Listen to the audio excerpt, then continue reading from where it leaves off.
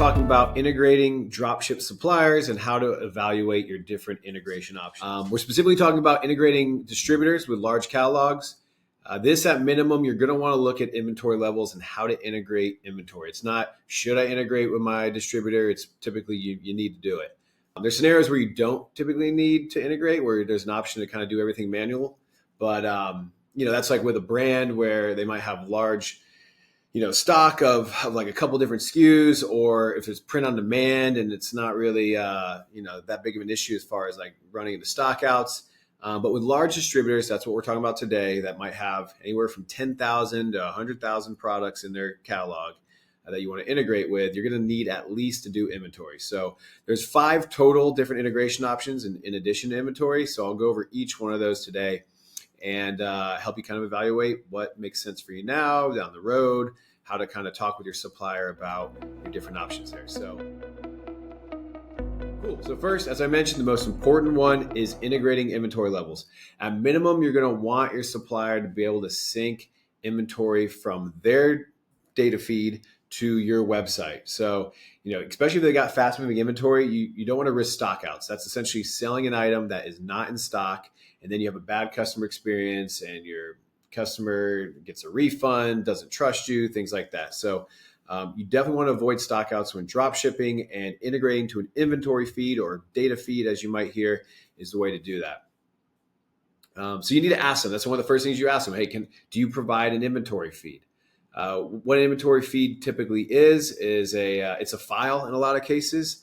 It can be provided via a CSV file, an XML file, a spreadsheet, like an Excel spreadsheet, usually put on like an FTP server, right? Or, in an FTP folder you're going to hear, or they might just give you a link, like a standard like website link, like an HTTP link that ends in .csv or .xml. And then you click that link and it just downloads. That's what an inventory feed is. And in most industries, the standard is for that to be updated anywhere between every 5 minutes or an hour.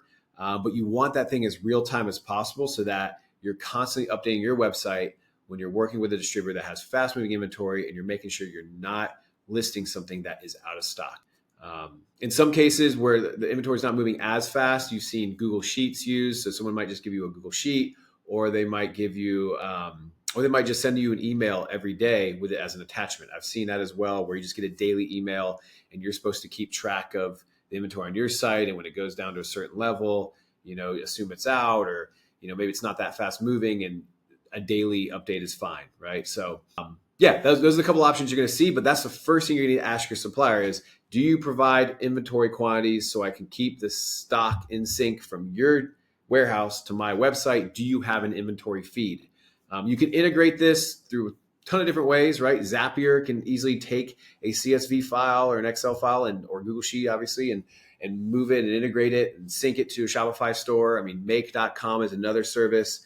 But you are going to want to look at dropship specific partners that do this, right? Like a Flxpoint, because a lot of times data accuracy, error handling when they might change like a header in the feed, and just ongoing maintenance of that and making sure that it is up, it's accurate.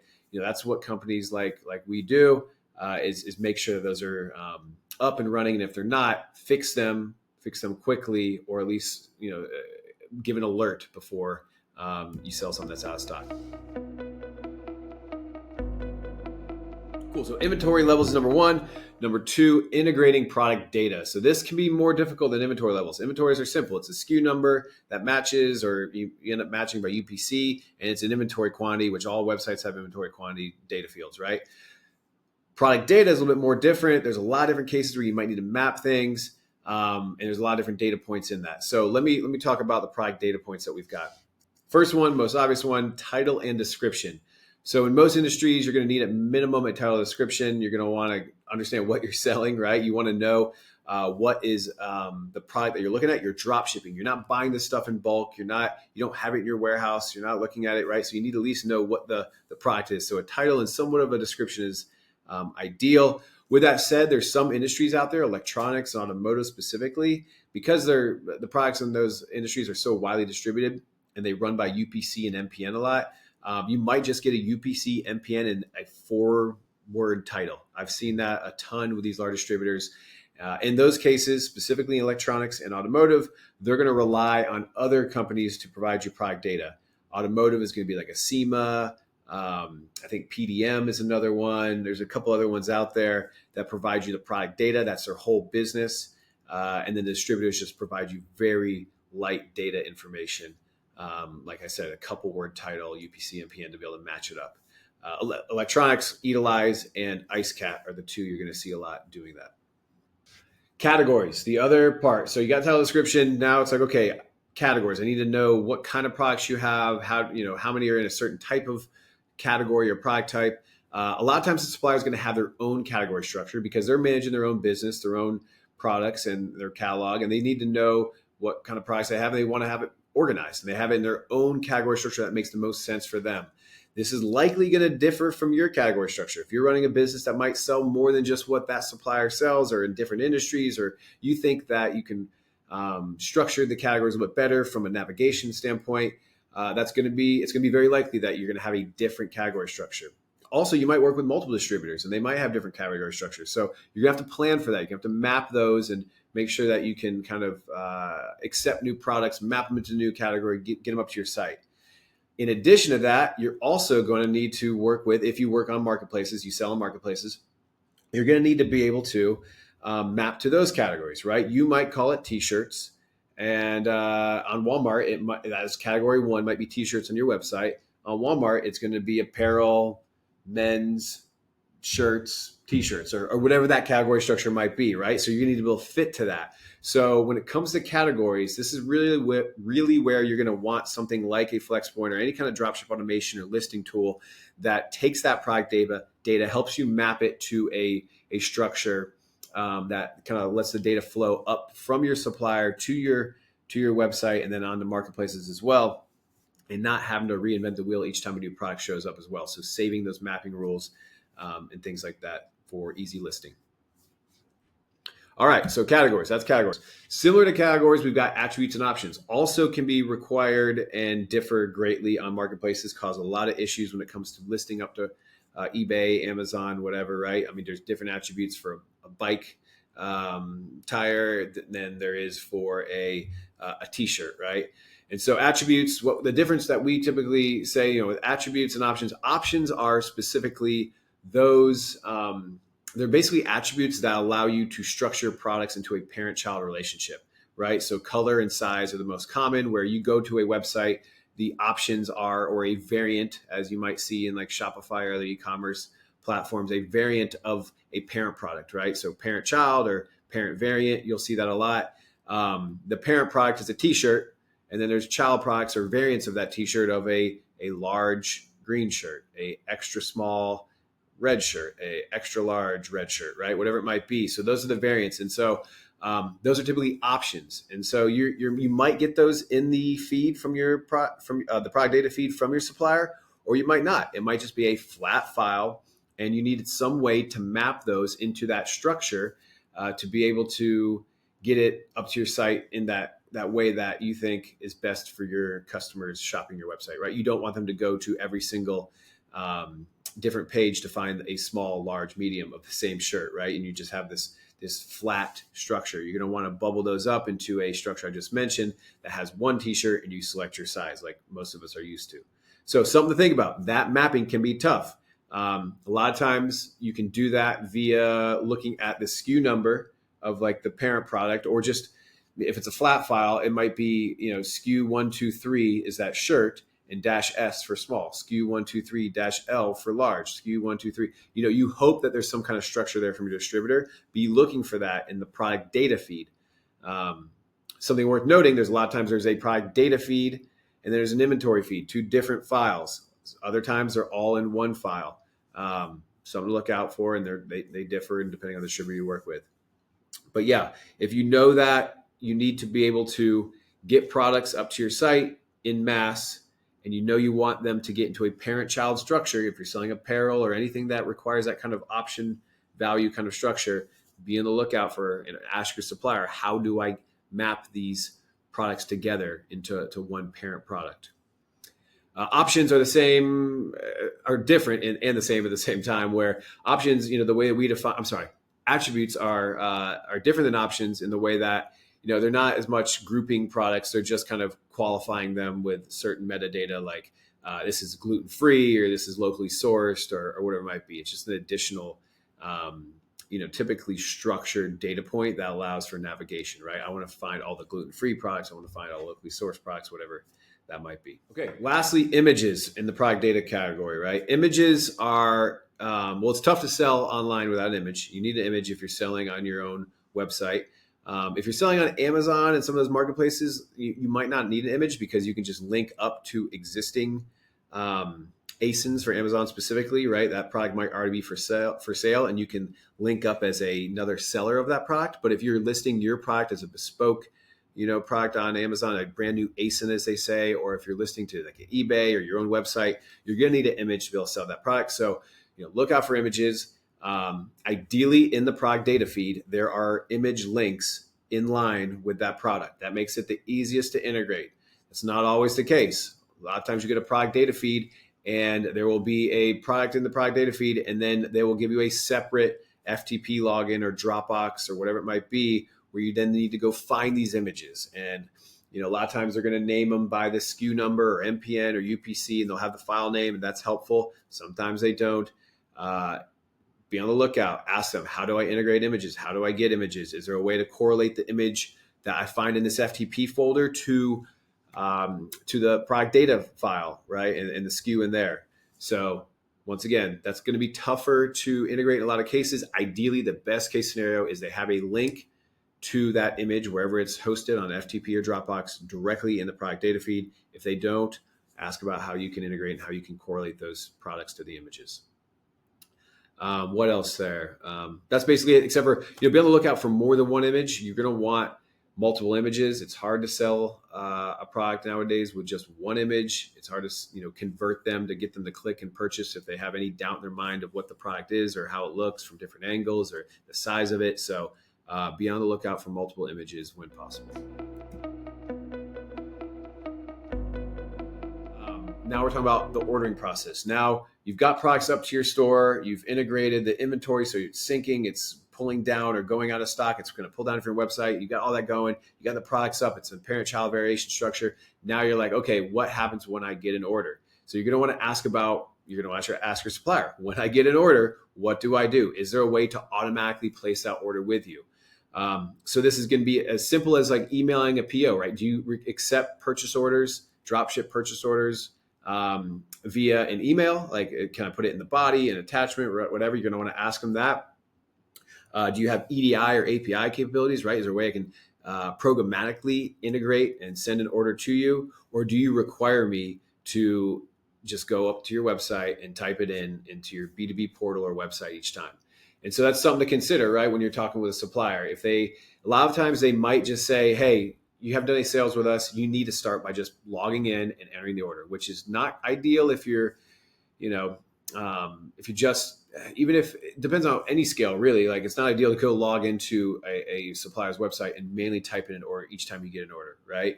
But it's definitely not ideal when you might not be available to do that or have anyone staff to do that very quickly. So you might risk, even though it's in stock for that moment in time when the order happens, it might take you an hour, 2 hours, it might be the weekend, whatever, to get to that, to go place that order. So you need to think about that.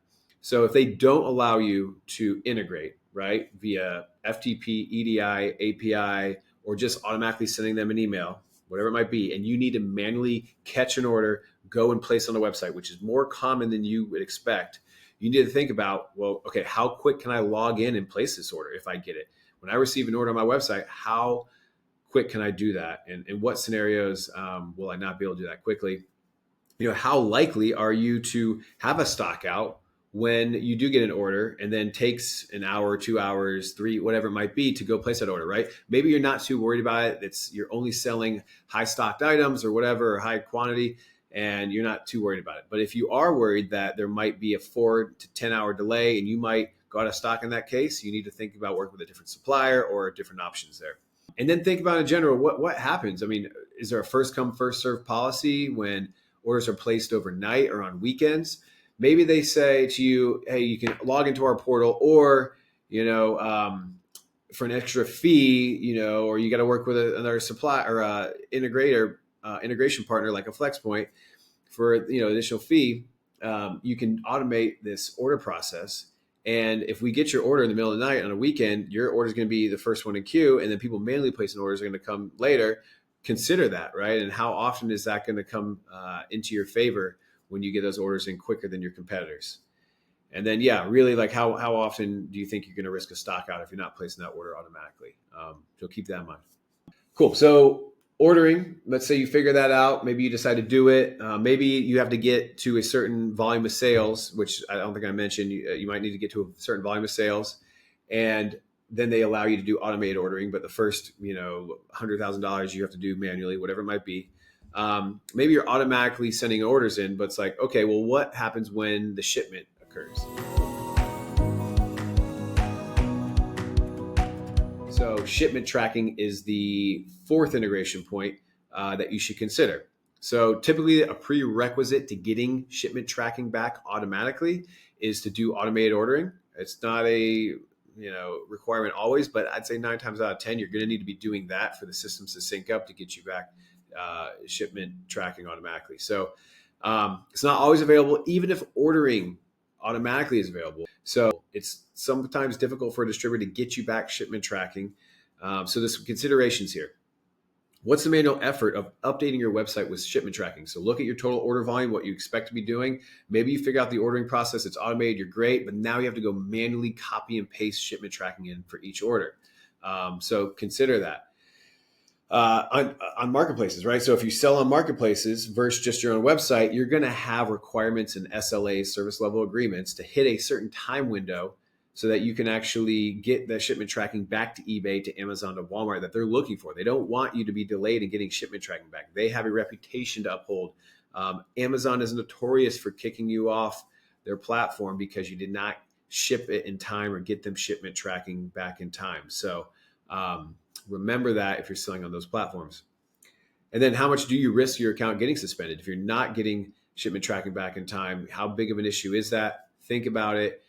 If you're just selling on your website, manually updating tracking is not as critical, right? You have your own SLAs, your own customers have their own expectations, but you will still need to go manually place those shipment tracking numbers in the order and update order statuses each time, which is not ideal.